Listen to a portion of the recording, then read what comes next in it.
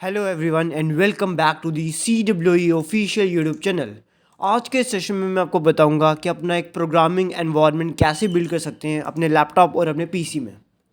First of all, एक programming environment build करने के लिए आपको एक सॉफ्टवेयर की नीड पड़ेगी, that is VS code. VS code software में आप अपने कोड्स को राइट करोगे। सो इसे डाउनलोड करने के लिए आपको फर्स्ट ऑफ ऑल अपने ब्राउज़र पे आना है। यहाँ पे आपको सर्च करना है VS कोड।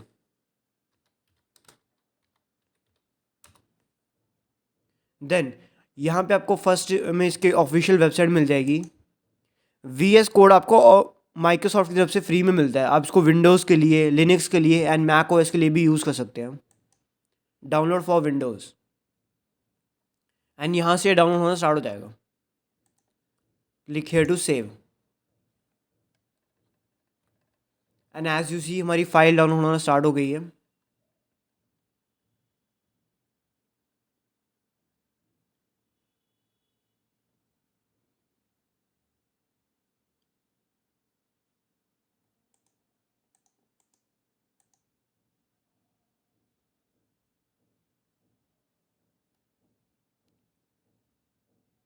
सो हमारा ये सॉफ्टवेयर यहाँ पे रेडी हो गया।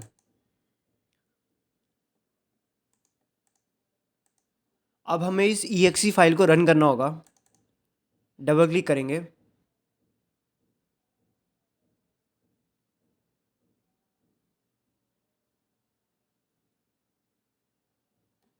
Then I agree the agreement. Next, next, next. And जो इसकी सेटिंग्स होगी इसे हम डिफ़ॉल्ट ही रहने देंगे एंड यहाँ पे नेक्स्ट पे क्लिक करेंगे। देन इंस्टॉल पे।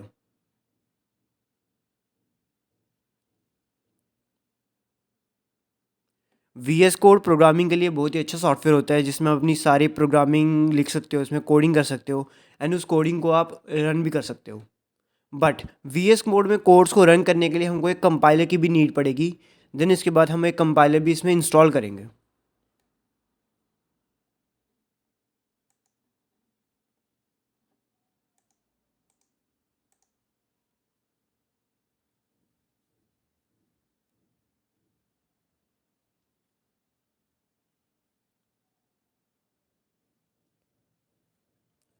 हमारे यहाँ पे सॉफ्टवेयर रेडी हो गया है। अब हम इसे लॉन्च करेंगे।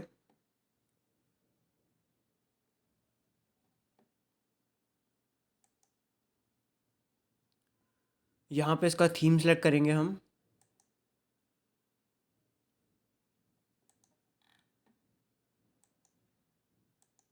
एंड देन यहाँ पे हमारा सॉफ्टवेयर एकदम रेडी है। बट हमें इसको चलाने के लिए सबसे पहले एक कंपाइलर भी इंस्टॉल करना पड़ेगा। That compiler is MinGW। First of all आपको अपने ब्राउज़र पे आना है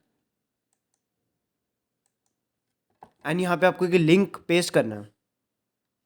अपने ब्राउज़र पे आपको उस लिंक को पेस्ट करना है। ये लिंक आपको डिस्क्रिप्शन बॉक्स में मिल जाएगा। यहाँ से आप डायरेक्टली MinGW को डाउनलोड कर सकते हैं।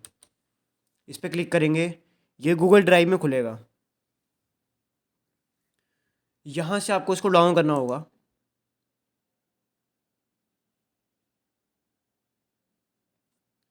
यहाँ पे डाउनलोड का ऑप्शन आ गया है। ये फाइल थोड़ी लेंथी है तभी यहाँ पे थोड़ा टाइम लग गया।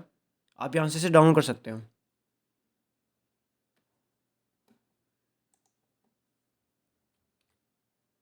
हमारी फाइल यहाँ पे डाउनलोड होने लगी है।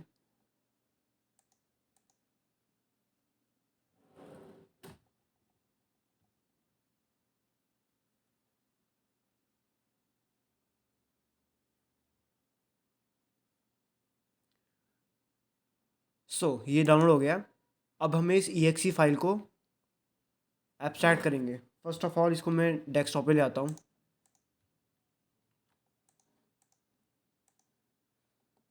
ये हमारी MinGW की फ़ाइल। अब हम इसे एब्स्ट्रैक्ट करेंगे। Abstract hair.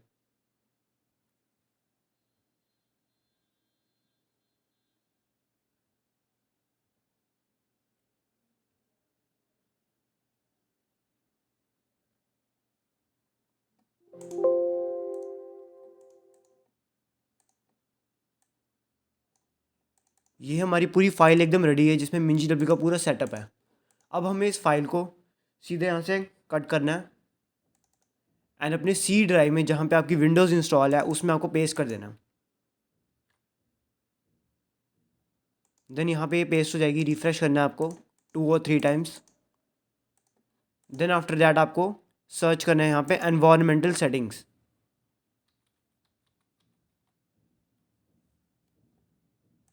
यहाँ पे ऑप्शन आ जाएगा।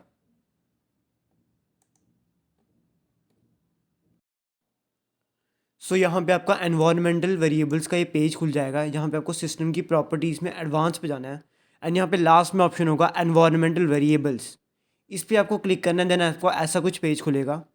देन आपको सिस्टम वेरिएबल्स में पाथ पे क्लिक करना है एंड यहाँ पे एडिट पे क्लिक करना है।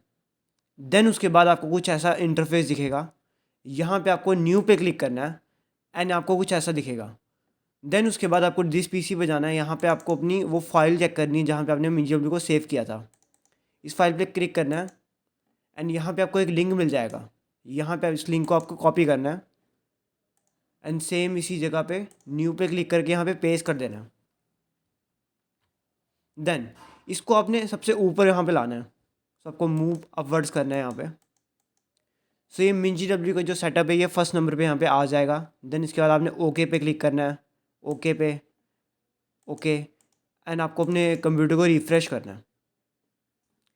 नाउ अब हमारा जो कंपाइलर है वो सक्सेसफुली इंस्टॉल हो गया। बस अब हमें VS कोड को यहाँ पे सेटअप करना पड़ेगा। हम VS कोड सर्च करेंगे एंड देन ओपन पे क्लिक करेंगे। सो हमारा VS कोड का कुछ ऐसा इंटरफेस होगा। फर्स्ट ऑफ ऑल यहाँ पे हमको एक फ़ोल्डर बनाना पड़ेगा जहाँ पे हमारी सारी कोडिंग की फ़ाइल सेव होंगी। आप कोई भी ड्राइव चूज़ कर सकते हैं, वहाँ पे आपको फ़ोल्डर बना सकते हैं। न्यू पे क्लिक करके फ़ोल्डर बना सकते हैं एंड इस फोल्डर को यहाँ पे सिलेक्ट करना पड़ेगा आपको। यहाँ पे क्लिक करना पड़ेगा। हमारा ये फ़ोल्डर यहाँ पे सक्सेसफुली बन चुका है। अगर आपको सी प्रोग्रामिंग करनी है देन आपको उसकी कुछ एक्सटेंशन लगानी पड़ेंगी। अगर आपको जावा स्क्रिप्टिंग करनी है देन आपको उसकी एक्सटेंशन लगानी पड़ेंगी अपनी प्रोग्रामिंग के अकॉर्डिंग। एक्सटेंशन के लिए आप यहाँ पे आ सकते हैं एंड यहाँ पे मैं सर्च करूँगा सी।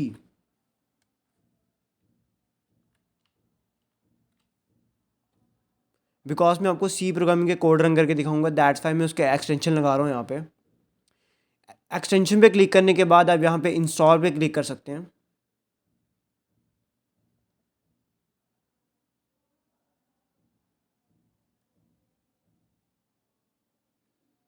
एंड आपके ये सी और C++ का एक्सटेंशन इंस्टॉल हो जाएगा।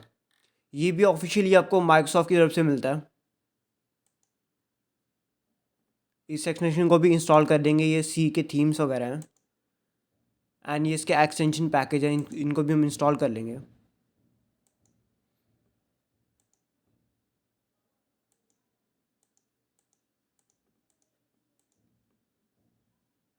एंड ये सी और C++ का जो रनर कोड होता है ये वो है, हम इसको भी इंस्टॉल कर लेंगे।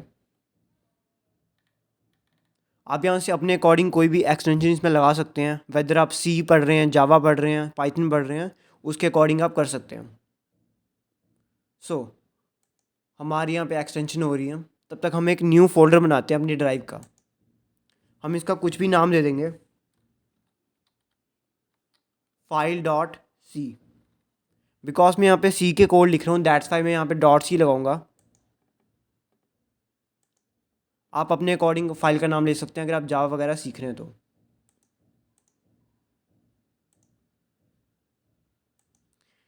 एंड यहाँ पे अपने कोड आप रन कर सकते हैं यहाँ पे। एंड उसके बाद यहाँ पे ऊपर जाके टर्मिनल पे, न्यू टर्मिनल पे जाके अब यहाँ से उसका रिज़ल्ट देख सकते हैं, मीन्स अपने कोड को रन कर सकते हैं। और वेदर आप यहाँ से भी अपने कोड को रन कर सकते हैं इस वाले ऑप्शन से।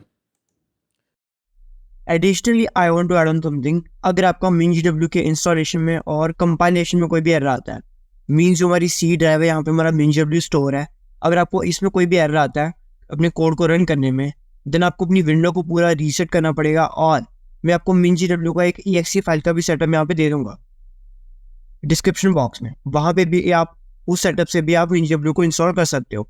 और अगर आपका फिर भी कोई एरर आता है देन आपको अपनी विंडो को रीसेट करना पड़ेगा। आप यहाँ पे सेटिंग्स पे आके कर सकते हैं। सेटिंग्स पे जाके आपको रीसेट सर्च करना है। रीसेट दिस पीसी का यहाँ पे ऑप्शन होगा एंड यहाँ पे एडवांस सेटिंग्स में आपको रीसेट बटन में क्लिक करना पड़ेगा। देन उसके बाद आपको एक ब्लू स्क्रीन आएगी एंड उस स्क्रीन पे भी आपको रीसेट करते टाइम क्लाउड डाउनलोड पे करना पड़ेगा, जिससे आपकी विंडो ऑनलाइन किसी भी क्लाउड से डाउनलोड होगी, रीडाउनलोड होगी बेसिकली। तो उस प्रोसेस को करने के बाद आपको पूरा जो कंपाइलेशन का एरर जो होगा वो आपका ठीक हो जाएगा एंड आपको वापस से MinGW को इंस्टॉल करना पड़ेगा एंड वो इंस्टॉल सक्सेसफुली होगा। So, I hope you like that video. For more cyber security and tech related content, you may subscribe to my channel. Thank you.